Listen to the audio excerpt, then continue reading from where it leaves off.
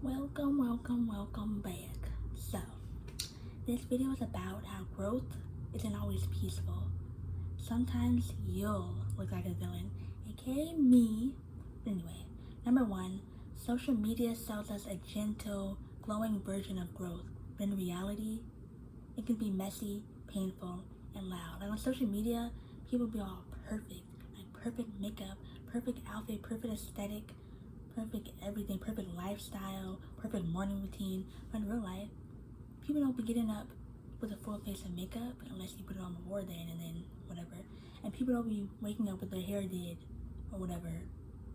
And also, people be waking up with like bad breath, drowsy eyes, messed up hairdo, and all that. And you gotta brush your teeth, take a shower, put on an outfit. Like, social media be a lot be really unrealistic when it comes to like real life people and how their lives are and stuff. Number two, your boundaries will feel like betrayal to those who thrived on your lack of them. Like once you start putting boundaries up and start actually respecting yourself and having self-respect and be like, no, I actually don't want to tolerate that. I'm not going to tolerate anything at this point. And you just put up a whole bunch of boundaries and stuff. You're like, I'm not going to take that. I'm done being a pushover. I'm done being a people pleaser. I'm just done. Wait. Okay. Anyway, too much noise. And they're not gonna like that because they thrived on your lack of that boundary, that respect. And now they're like, oh my God, they're so different. No, we can't have that. I need to make them go back to who they were before so I can feel better about myself and better about controlling them and better about my life in general. Like, no. I'm keeping my boundaries and my respect. You're just gonna have to go home. Like, bye. Number three, when you step back to focus on yourself,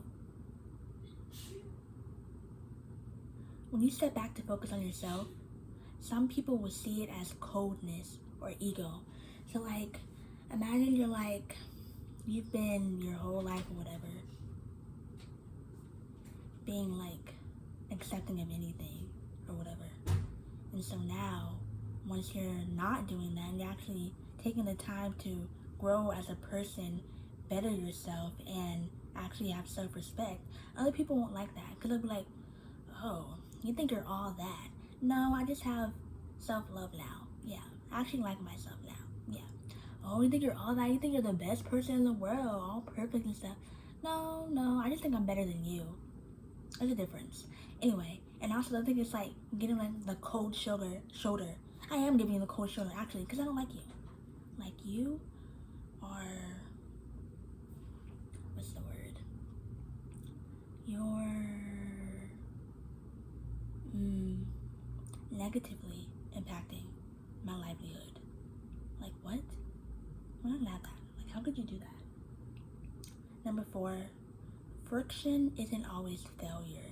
Sometimes it's proof you're challenging the status quo or pro or whatever.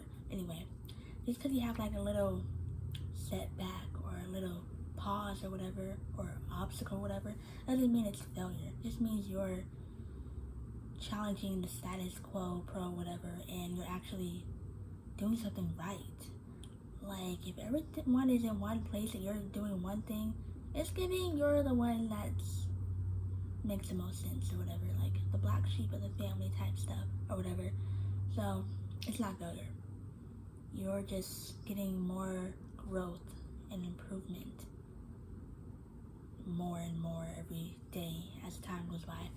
Number five, no is one of the most powerful tools in growth, but it's rarely received with grace and open arms and stuff. Like saying no, a lot of people don't like hearing no. They're like, what?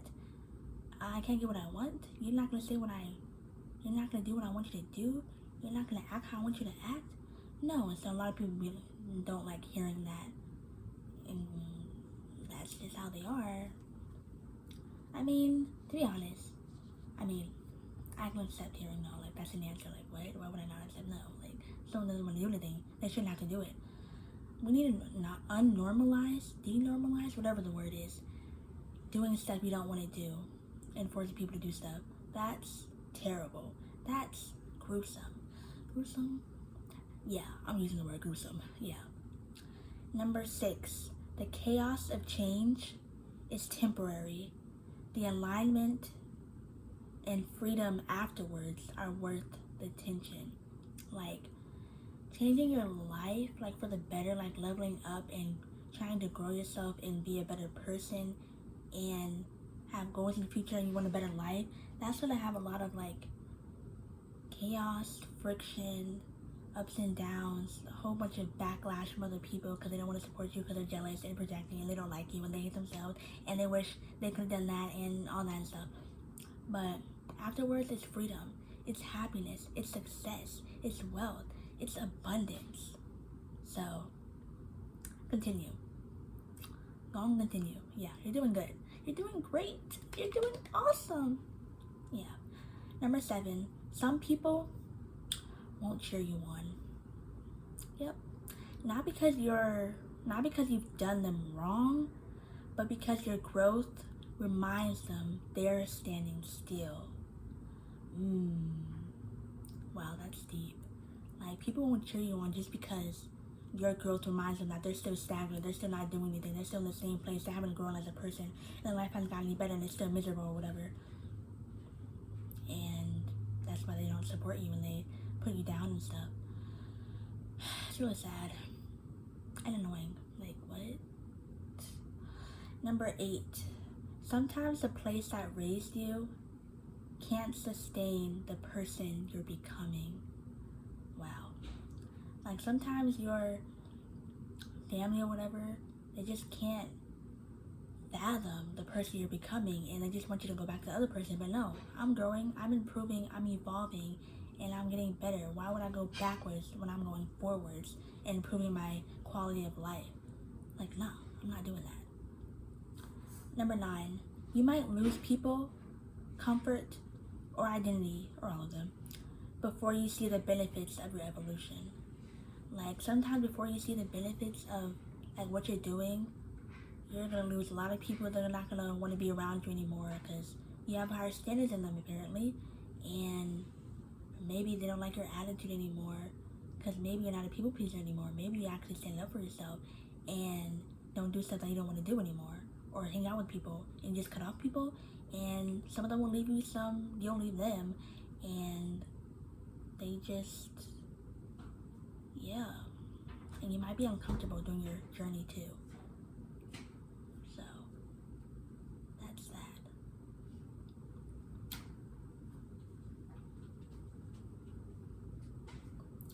And also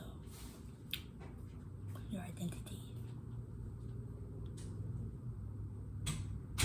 might, bro, she keeps coming out of her room. Anyway, your identity as a person might, like, shift or whatever. Well, actually it will shift because, like, you're literally changing your whole identity. Like, do something your future self would thank you for.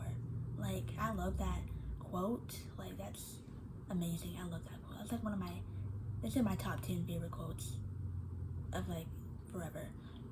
Number 10, the turning point in growth is realizing it's better to be respected for your truth than liked for your compliance. I'd rather be respected for, like, I'm not gonna let people walk all over me, and I'm not gonna do something I don't want to do, and I'm gonna voice what I want and what I want to say, than rather keeping everything inside and just conforming and complying to other people because that's what they want you to do, and they don't want to actually hear what you have to say because they just want to control you, blah blah blah. So yeah, like and subscribe and turn on your post notifications and watch my other videos. Bye.